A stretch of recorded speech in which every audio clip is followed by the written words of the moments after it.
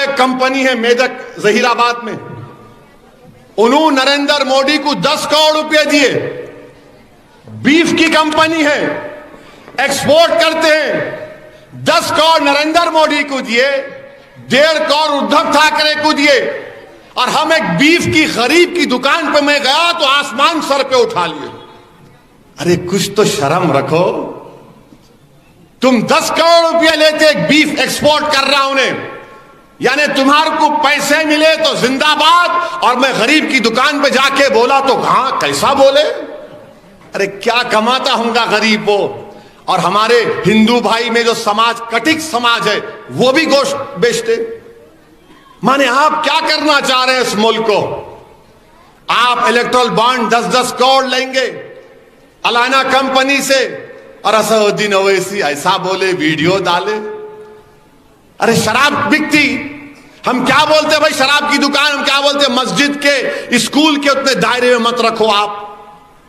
मैं भी कल खड़ा हो गया अगर बोला मैं कि रमजान में शराब की दुकानें बंद रहना, पूरे के पूरे रोड पे निकल के पागल हो जाएंगे अगर मैं बंद करा दिया तो पूरे शराब के दुकानों को। आप समझ रहे हम नहीं बंद करा सकते, हम एहतजाज नहीं कर सकते। हम जानते हैं ये जमहूरियत है, कानून के लिहाज से काम करना है। आप कौन होते? नहीं तुम ये कपड़े नहीं पहनना, तुम आरएसएस की चड्डी पहनना, क्या मतलब? अब तो हद ये हो गई कि हमसे कहा जा रहा है भारत के मुसलमानों से कि इस्लाम अगर सीखना है तो मुस्लिम राष्ट्रीय मंच के लोगों से सीखो, आरएसएस के चीफ से सीखो। भाई उन्होंने क्या फजीलतुल शेख है, फिर उनको क्या मालूम? ये इनका असल मकसद है कि शनाख्त को छीन लिया जाए। मेरे अजीज दोस्तों और बुजुर्गों, घुसपैठी बोलना, क्या बोले आज? खासुल खास, वही बोले ना? हाँ, खासुल खास वोट बैंक। मोदी जी एक इतर भी आता खासुल खास, हम उसको पाया लगाते हम खासुल खास वोट बैंक। क्या जबान इस्तेमाल कर रहे हैं आप? मगर आप अपने ओरिजिनलिटी पे आ गए।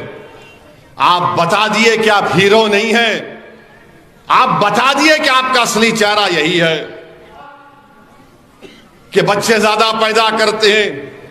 फर्टिलिटी रेट बोलो, ये मोदी की गवर्नमेंट का डेटा है। पॉपुलेशन ग्रोथ मुसलमानों का गिरा है। अब उसके बाद अच्छा, सबसे ज्यादा अगर कोई कॉन्डोम यूज करता है मर्दों में पूरे भारत में, मैं शर्मा रहा हूं, नहीं खुला बोल रहा हूं। सुनो आप, नहीं सुनो, हाँ सुनो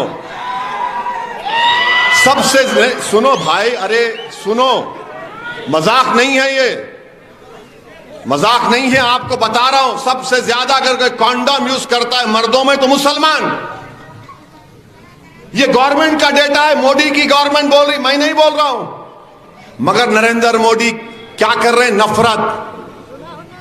नफरत पैदा करना इनका काम है, नफरत पैदा करना इनका काम है। अच्छा, स्पेसिंग बोलते, हमारे मुसलमान एक बच्चा पैदा करके वक्त देते, उसको स्पेसिंग बोलते, उसमें भी हमारा अच्छा खासा रिकॉर्ड। ये गवर्नमेंट का डेटा है। मगर मुल्क के अक्सरियती तबकों को मोदी ये पैगाम देना चाह रहे हैं, ये घुसपैठी है और इनका प्रोडक्शन रेट बहुत ज्यादा है। नरेंद्र मोदी, आपसे बड़ा कोई झूठा इस देश में नहीं होगा, इस मुल्क में। इतना लंबा लंबा आप छोड़ते हैं और छोड़ बल्कि सुनिए, अरे क्या जी है, ठहरो। नरेंद्र मोदी एक मर्तबा सऊदी अरब को गए थे। सऊदी अरब, ये जोक बोल रहा हूं, कहीं बीजेपी वाले दिल पे नहीं लेना, गुर्दे पे लो। तो नरेंद्र मोदी को रियाद में एक तोप दिखाए, तो मोदी जी जो ऐनक लगा के वो तोप के अतराफ फिरे, ऐसा फिरे जैसा बनाने वाले हैं। उस शेख से पूछे कितना फेंकती, तो वो शेख भी बड़ा चालाक था, उन्हें बोला वल्लाही तुमसे कम फेंकती। तो ये मजाक है, जोक है, कहीं सीरियस ले लेंगे आप, मगर लंबा तो छोड़ते हो उन्होंने। अब आप बताइए, एक मुल्क का वजीर आजम, 133 करोड़ की आवाम का वजीर आजम, वजीर आजम किसी मजहब का हो सकता है मगर वो सब मजहब के मानने वालों का वजीर आजम होता है, का हिस्सा है। औरंगजेब की बात आई तो फतवा आलमगीरी हमारे लिए सर आंखों पे है, मगर नहीं, औरंगजेब, तुम क्या आर्यन रेस के नहीं है तुम लोग? मुंह खोलूंगा ना तो चट्टा बट्टा ढीला कर दूंगा तुम्हारा। अरे ये मुल्क अगर किसी का है, ये मुल्क अगर सबसे पहले इस मुल्क पे कौन आए? आदिवासी लोग, फिर द्रविडियन, ये अपर कास्ट जो आला जात के लोग हैं, ये पूरे आर्यन हैं। ये कहां से आए? ईरान से आए। अब जो मौजूदा रशिया के स्टीव से वहां से आए। अरे ये मुल्क तो, में अगर तुम ऐसा बोले तो द्रविडियन और आदिवासियों का देश है, आप कहां से आ गए? ये इनकी एक अपर कास्ट की एक एरोगेंट मेंटालिटी है इन लोगों की कि औरंगजेब से मिला दो इसको, बाबर से मिला दो इसको, बाबर की औलाद, औरंगजेब ये। अरे भाई, इस मुल्क को आजाद आरएसएस की चड्डी पहनने वालों ने नहीं किया अंग्रेजों की जंग में।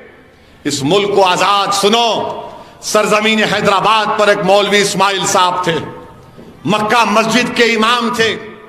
रमजान के महीने में जुमतुल विदा के दिन मौलवी इस्माइल ने खुतबा दिया और खुतबा होने के बाद कहा कि चलो मुसलमानों, सुल्तान बाजार में अंग्रेजों का रेजिडेंसी है, वहां पर जाकर अंग्रेजों से हैदराबाद को आजाद करवाएंगे। फायरिंग हुई, तुर्रेबाज खां भाग गए, बाद में तुर्रेबाज खां को पकड़ा गया और उनकी लाश को उस सुल्तान बाजार के पास 10 दिन तक लटकाया गया। मौलवी इस्माइल सबसे पहले कैदी हैं काला पानी के, जब क्या तुम्हारे आरएसएस के लोग थे? कोई नहीं था। आज आकर तुम हैदराबाद की आवाम की तौहीन करते हो, तुमको मालूम हो जाएगा इंशाअल्लाह तुम्हारी जमानत जब्त होगी इंशाअल्लाह ताला।